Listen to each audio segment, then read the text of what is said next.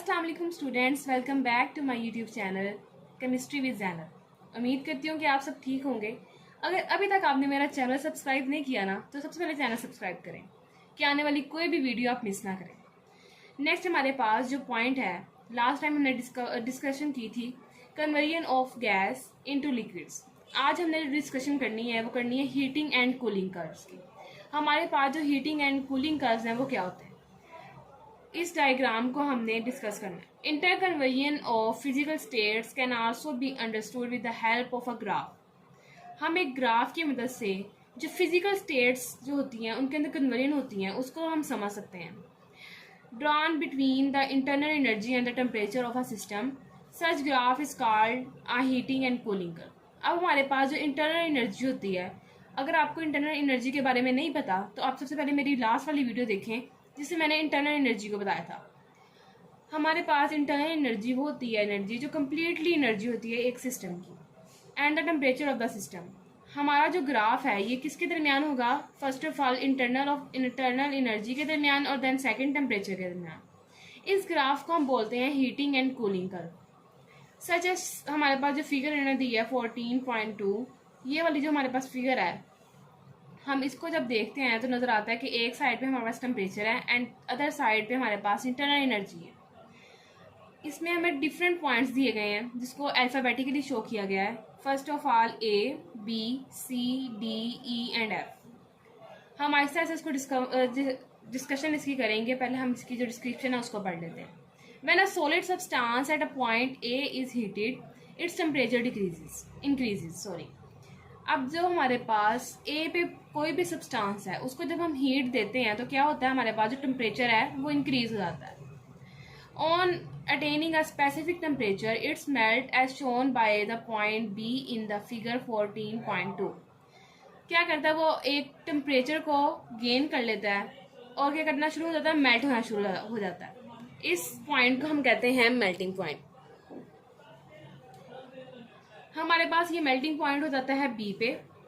The point represent the melting point of the given solid. अब जो B point है वो बता रहा है कि यहाँ पे कोई भी सॉलिड है वो मेल्ट होना स्टार्ट हो गया। Further heating does not increase the temperature because the heat provided here is being utilised to melt all the solid substance as represented by the line B to C.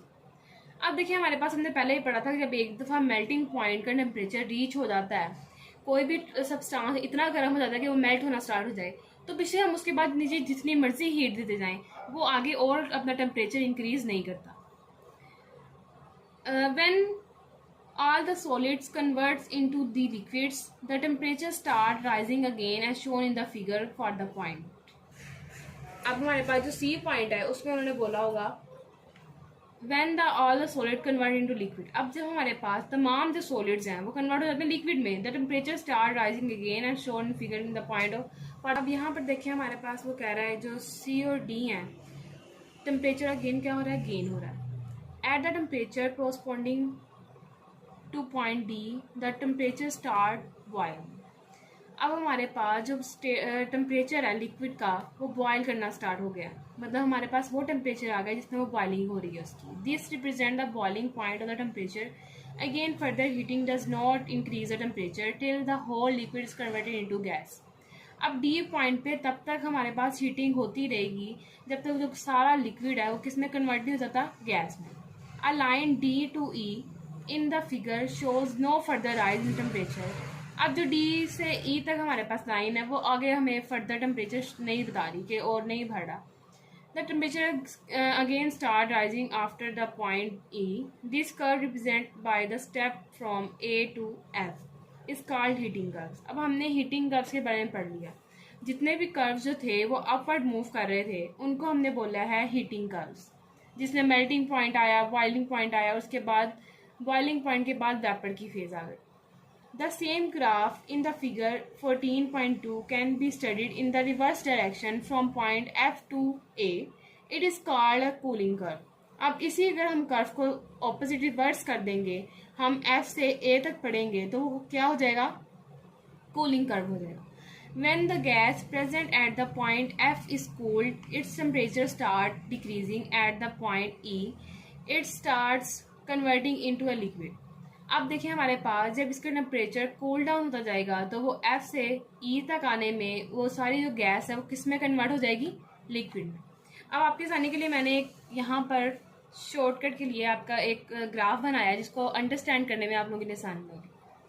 अब देखिए ये आसानी कैसे होगी, हमारे पास जितने भी अपवर्ड वाले पॉइंट हैं मैं उनको कर रही हूँ point out, 1 2 and 3। These points किसको शो करेंगे, हीटिंग कर्व्स। अब इन पॉइंट को पढ़ते हुए हमने क्या चीज़ माइंड में रखनी है कि हमारे पास हीटिंग कर्व्स कौन कौन सी हैं। पहले ए से बी पे आए, हमारे पास मेल्टिंग पॉइंट हुआ, टेम्परेचर राइज हुआ। फिर यहाँ पर जो हमारे पास ए बी से सी तक का पॉइंट था वो उसमें टेम्परेचर राइज नहीं हुआ। नेक्स्ट फिर टेम्परेचर राइज हुआ मेल्टिंग पॉइंट से कहाँ पहुँच गया, बॉइलिंग पॉइंट तक। ये हमारा पॉइंट था डी। उसके बाद फिर टेम्परेचर ई तक नॉर्मलाइज रहा, उतना ही रहा बॉइलिंग पॉइंट पे, जब तक जो सारा लिक्विड था किसमें कन्वर्ट नहीं हो गया, वेपर्स में। टेम्परेचर वहाँ पे भी गेन हो गया। ये हमारे जो 3 पॉइंट्स थे ये कौन से थे, हीटिंग कर्व्स के। अब इसी को हम उन्होंने बोला कि अगर हम एफ से ए तक रिवर्स आएंगे तो कौन से कर्व्स आ जाएंगे हमारे पास, कूलिंग कर्व्स। ये पॉइंट और ये पॉइंट हमारे पास कौन से कर्व्स हैं, कूलिंग कर्व्स। अंडरस्टैंड। अब हमारे पास देखें जब वेपर की फॉर्म है हमारे पास एफ पे, लिक्विड हमारे पास सारा जो टेम्परेचर है, काइनेटिक एनर्जी लो हो गई, ये ई पॉइंट आ गया जहाँ पे हमारे पास जितनी भी गैस थी वो क्या हो रही थी, लिक्विफिकेशन हो रही थी। यहाँ पे लिक्विफिकेशन क्या होती है, लिक्विफिकेशन में हमारे पास जितने भी गैस के वेपर्स होते हैं किस में कन्वर्ट होते हैं, लिक्विड के अंदर। फिर हमारे पास ई से डी तक जो टेम्परेचर था उतना ही रहा जब तक हमारे सारे जो वेपर्स थे कन्वर्ट हो गए लिक्विड में। जैसे हम डी तक पहुंचे तो टेम्परेचर और लो हुआ, हमारे पास फ्रीजिंग पॉइंट आ गया। फ्रीजिंग पॉइंट वो होता है जब हमारे पास एक जो कोई भी सब्सटेंस है बहुत ज़्यादा कूलिंग तक पहुंच जाता है, ठंडा हो जाता है। फिर वो क्या हुआ, सॉलिड हमारे पास जो सारे गैस पार्टिकल थे वो आए, उसके बाद सॉलिड के अंदर कन्वर्ट होना शुरू हो गया। सॉलिड में कन्वर्ट होते होते वो बी तक पहुंचा और जैसे बी से टेम्परेचर और कम हुआ तो अपने नॉर्मल स्टेट में आ गया। ये हमारे पास था पॉइंट्स, ये हमारे पास सारे पॉइंट्स थे जिनमें उन्होंने बताया कूलिंग कर्व्स क्या होती हैं और हीटिंग कर्व्स क्या होती हैं। अब हम देखते हैं बुक से। The same graph in the figure can be studied in the reverse direction. ये हमने पढ़ लिया कि कूलिंग कर्व्स कहेंगे अगर रिवर्स डायरेक्शन में हमने इसको पढ़ा। When gas present at the point F is cooled, its temperature starts decreasing at the point E, it start converting into a liquid। अब F से जब वो E तक आता है तो क्या होता है, हमारे पास लिक्विड के अंदर कन्वर्ट होना स्टार्ट हो जाता है। This is called the condensation point of liquefaction point. इसको हम कंडेंसेशन पॉइंट भी बोलते हैं और लिक्विफिकेशन पॉइंट भी बोलते हैं। And it represent the same temperature as the boiling point. वो हमें सेम टेम्परेचर देता है बॉइलिंग पॉइंट जितना हमने बॉइलिंग पॉइंट को देखा था उसी टेम्परेचर पे आके जो गैस के पार्टिकल हैं वो लिक्विड में कन्वर्ट होते हैं। The temperature will however remains constant during this process of condensation और लिक्विफिकेशन। हमारे पास जो टेम्परेचर है वो इस जो कंडेंसेशन और लिक्विफिकेशन का प्रोसेस है उसका एक कांस्टेंट हो जाता है। Further cooling will convert the liquid into solid at the point C which is called freezing point.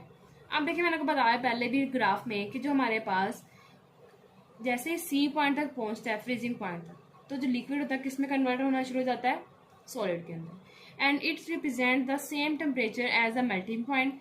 ये हमें सेम वैसा टेम्परेचर देता है जैसा मेल्टिंग पॉइंट का टेम्परेचर होता है। The line C to B show that represent that same temperature as the melting point shows that the process of cooling is converting all the liquid into solid state at constant temperature। अब जो straight lines है ना दरमियान में, हर graph में यहाँ पर straight lines हैं।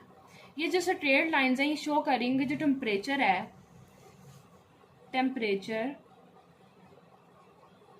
Is constant. अंडरस्टैंड। अब हमारे पास जो टेम्परेचर है वो कांस्टेंट है। For water, a heating curve will show the rise of temperature of ice until it reaches 0 Celsius. Then its remains constant while the ice melts into water, liquid water।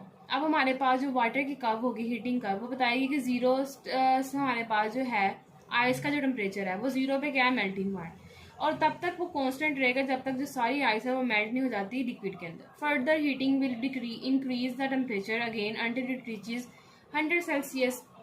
At this point, it remains constant while the liquid water is converted into steam.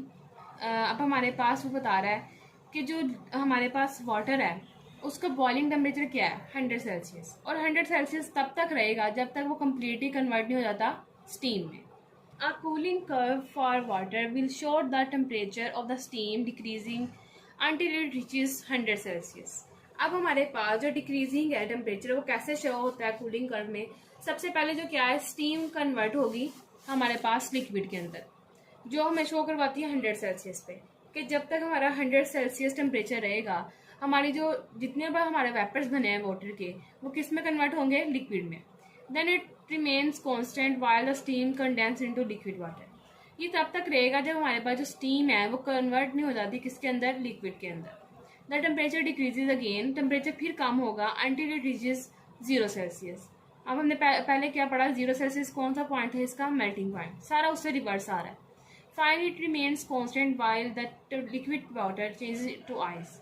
अब हमारे पास ये temperature तब तक रहेगा जो liquid water है convert नहीं हो जाता आइस के अंदर। Line B to C and D to E show that here the given energy is being utilized to change the phase from solid to liquid and from liquid to gas respectively.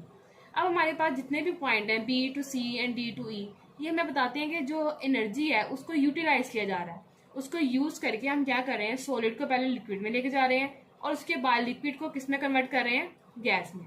I hope students के आप लोगों को सारे points clear हो गए होंगे इसमें graph में। अगर आप लोगों को कोई भी पॉइंट समझ नहीं आया या कहीं से भी आप लोगों को मसला हो रहा है तो आप कमेंट सेक्शन में करके मुझसे कोई भी क्वेश्चन पूछ सकते हैं। इस टॉपिक के रिलेटेड मैं आपको हर तरह से गाइड करूंगी।